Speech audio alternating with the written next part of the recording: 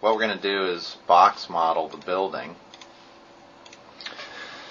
So we're going to start with the box, and we're going to make a building. Here's a few examples of what we're after in this project.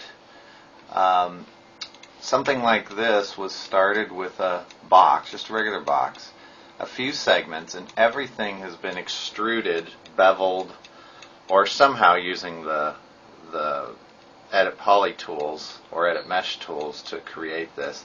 This little building here took probably about 5 minutes to create. Here's another example. This one's probably a little bit more boxier, but you can get the idea.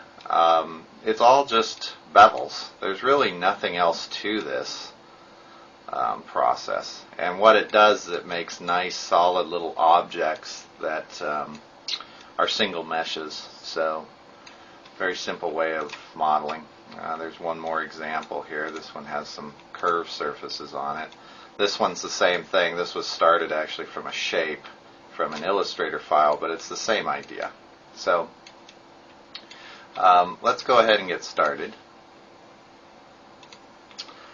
Okay, we're going to start with, what else? A box. And it doesn't really matter what size your box is.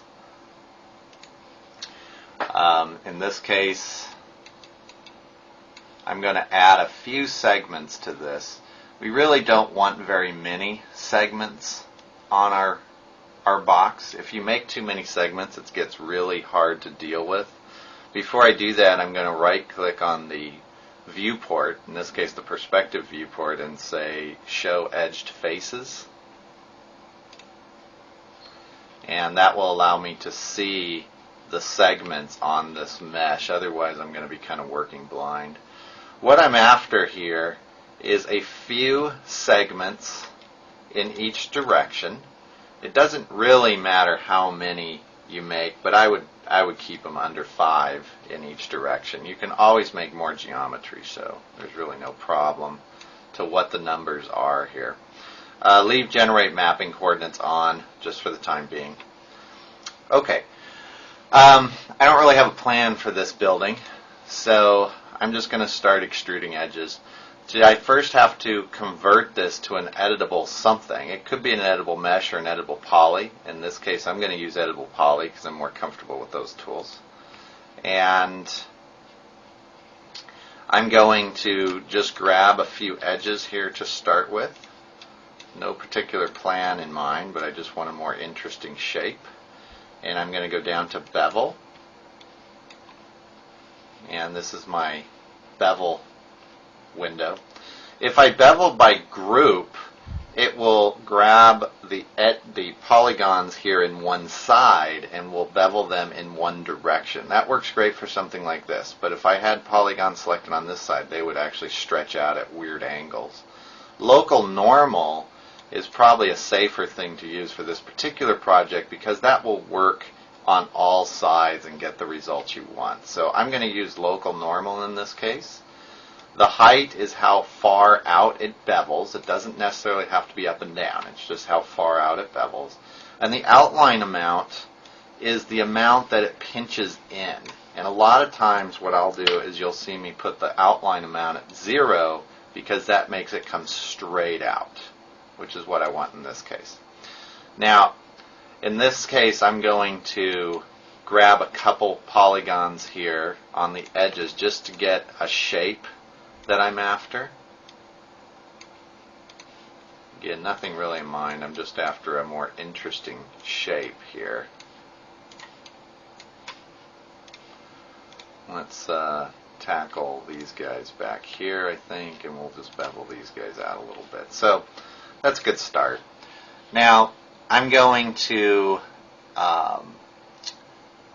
grab the entire top of this building.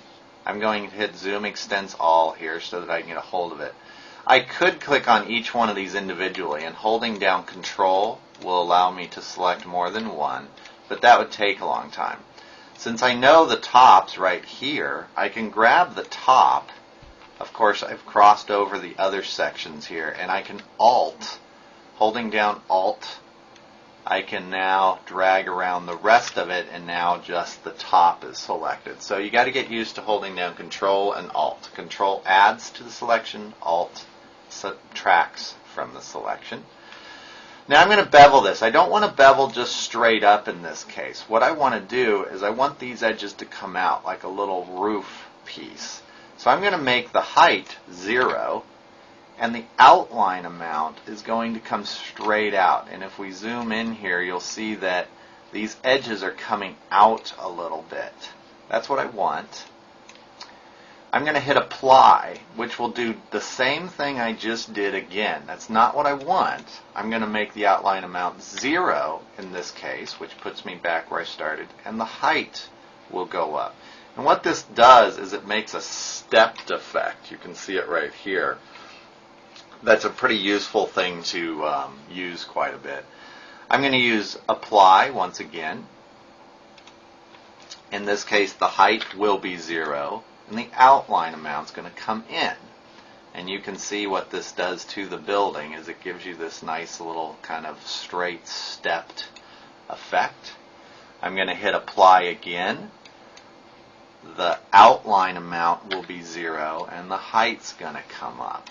And I think now we'll apply one more, and I'm going to make the height, well, let's make the height a little bit higher, and the outline amount will kind of pinch in. That'll give us a little business building type thing.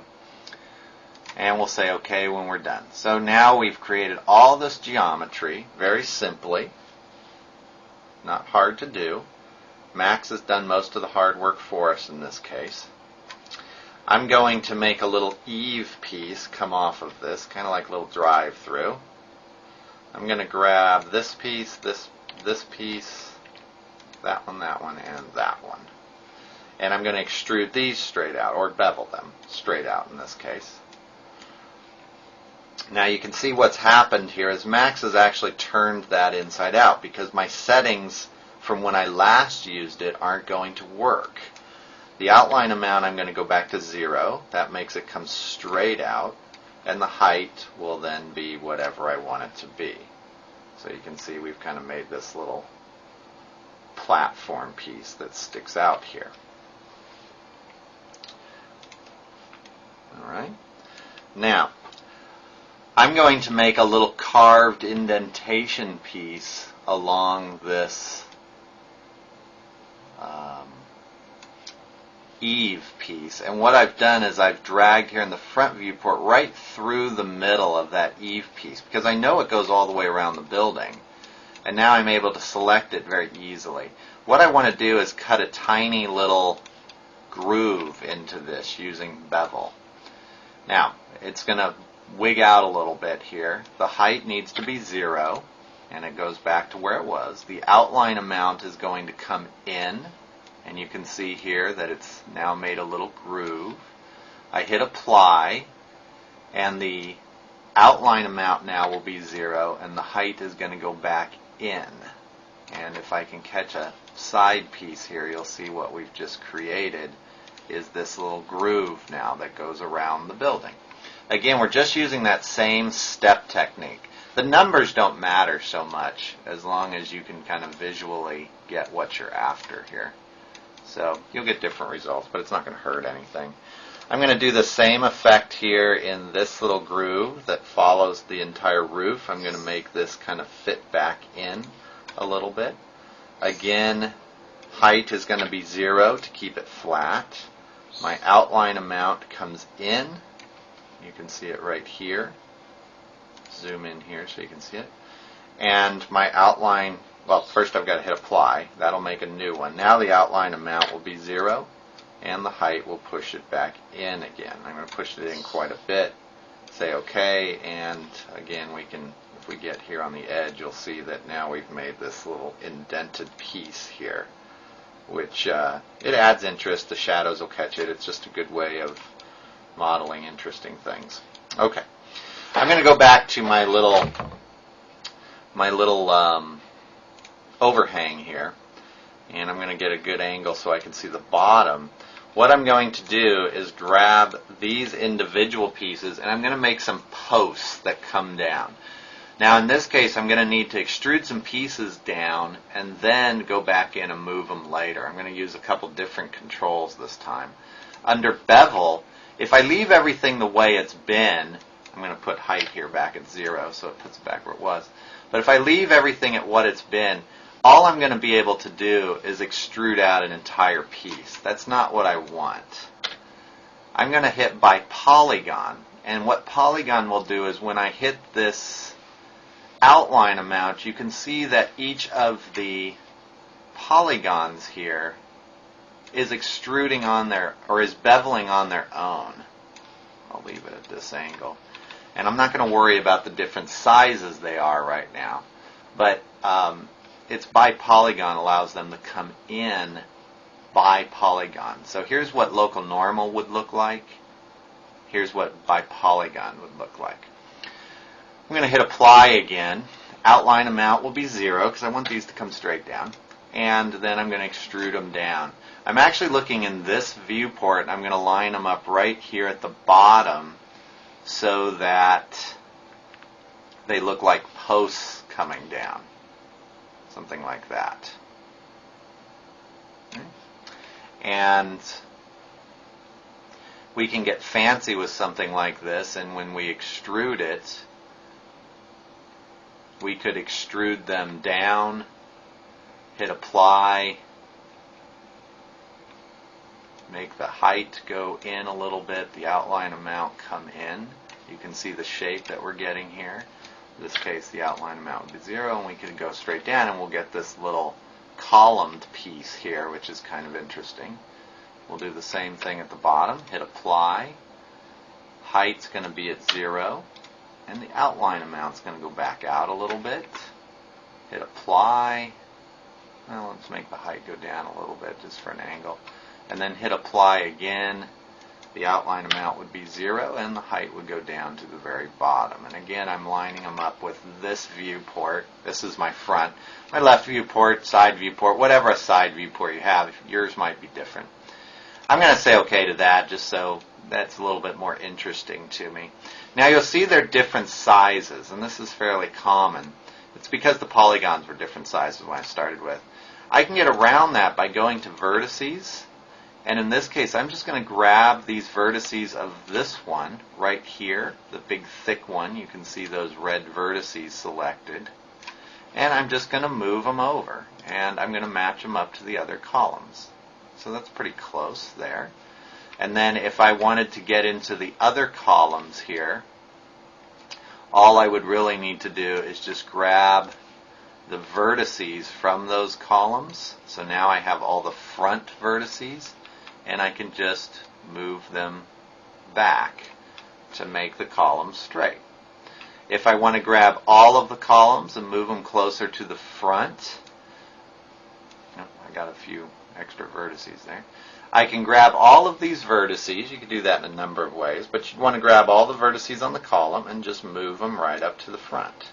And so now we have a little overhang. And again, everything's one solid piece, so that's making it nice and neat to work with. Okay, let's do a couple windows, and then we'll call this building done. I'm going to go back to polygon. Let's put a window in this space here just to practice with.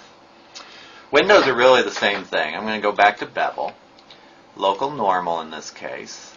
The height is going to be 0 because I want it to be flat against the wall, and the outline amount's going to come in. And you can see where we're going with this. It's the same thing we've been doing all along. Hit apply, outline amount's 0, and the height is going to go back in. And I'm looking into this viewport to see how deep the window is. And then we can say OK. And if we want to change the size, we can go back into our window. I'll select it here in this viewport because it's easy to get to. And I can adjust the size of the window. They don't have to be right smack in the middle of the polygon. So you can do a bunch of windows at one time if you want them to be the same. Let's do these two polygons here. Bevel. And now we're going to do this by polygon because we want it to be separate. The height will be 0 to keep it flat against the wall. We'll bevel these in. Again, that's by polygon. Here's what local normal would look like. One big window versus two little windows. We'll do two little windows. Hit apply. Outline amount is 0. And the height's going to go back in. And I can actually look over here in this viewport to see how far back in those are going. You can see them right there. That's pretty good. Hit OK. If they're not the right height for you, I can grab them in this viewport just because I see them in this viewport. I could have grabbed them in this viewport as well. And we just move them up to match what we want. I'll do one big window here in the back. Let's just do these two just to show the difference. This is by polygon. You can see the outline amount by polygon. Make the height 0 here. Here's local normal. And so now we get, whoops, that was height. That's not what I wanted. Outline amount is one big window. Hit apply. Outline amount 0. Height's going to go back in. I'm looking in this viewport to see how far back in it goes. That's pretty good. And we're all set. So, now we've got a simple little building in Max. Oops, flipped my building upside down. There we go. There, let's hit the zoom extents all button here just so we can see what our building looks like. And that's basically how you make these simple little buildings. Try it with a number of different structures. You can make everything from, well, it doesn't have to be buildings. You can make guns this way. You can make furniture this way. You could actually make the interior of a room this way. You can make game levels this way. There's a lot you can do with it. We only covered a few of the tools over here, but you can play with the rest of these tools. There's really nothing here that can hurt a model. And remember, you've always got your undo button, so go ahead and play in them. A couple reminders. Use polygon and vertices. You probably won't need to get into these other parts of the editable poly. And remember, your move tool is up here, your rotate tool is here, your scale tool is here. Use those and don't be afraid to get in there and really pull some things around. Okay? And that is our little tutorial on box